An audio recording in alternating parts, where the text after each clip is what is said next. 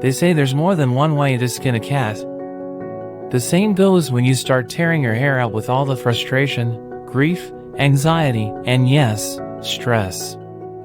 It's a state of mental conditioning that is like taking that bitter pill down your throat, causing you to lose your sense of self, and worse, your sanity. Just thinking about it can drive anyone off the edge.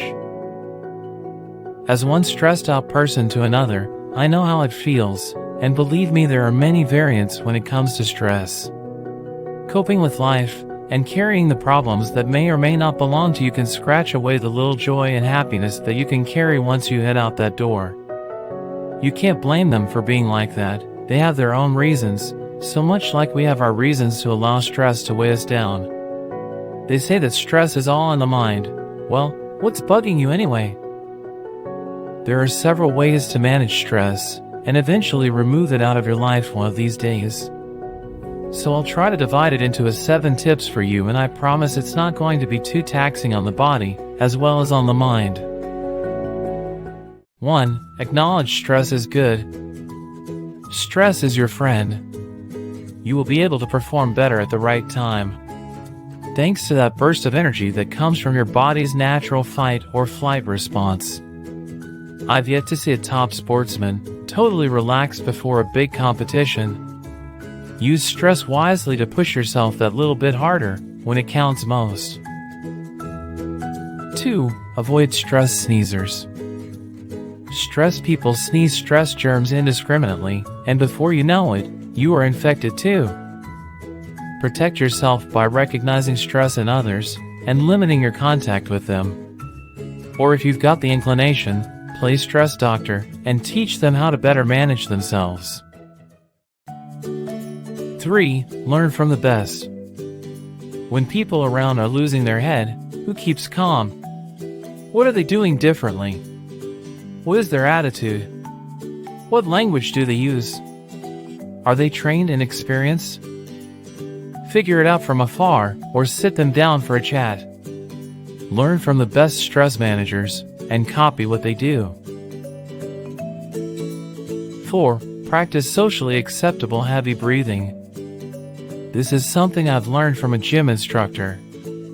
You can trick your body into relaxing by using heavy breathing. Breathe in slowly for a count of 7, then breathe out for a count of 11. The 7-11 breathing should be repeated until your heart rate slows, your sweaty palms dry off, and things start to feel more normal. 5. Give stressy thoughts the red light. Stress knots can be created by yourself alone. Most of these fear-stressy thoughts things never happen, so why waste all that energy worrying needlessly? Give stress thought trains the red light and stop them in their tracks. If it goes wrong, how likely is that to happen, and what can you do to prevent it? 6. Know your trigger points and hotspots. Presentations, interviews, meetings, giving difficult feedback, tight deadline?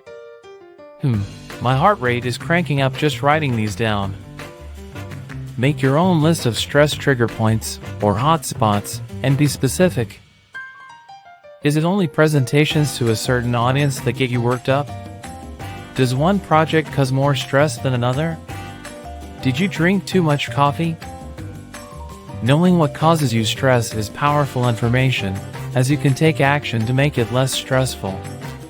Maybe you need to learn some new skills, get some extra resources, or maybe drink less coffee. 7. Burn the candle at one end. Lack of sleep, poor diet, and no exercise will wreak havoc on our body and mind. Kind of obvious, but worth mentioning, as it's often ignored as a stress management technique. Listen to your mother, and don't burn the candle at both ends. Having stress can be a total drag, but that should not hinder us to find the inner peace of mind that we have wanted for a long time. In any case, one could always go to the Bahamas and bask under the summer sun.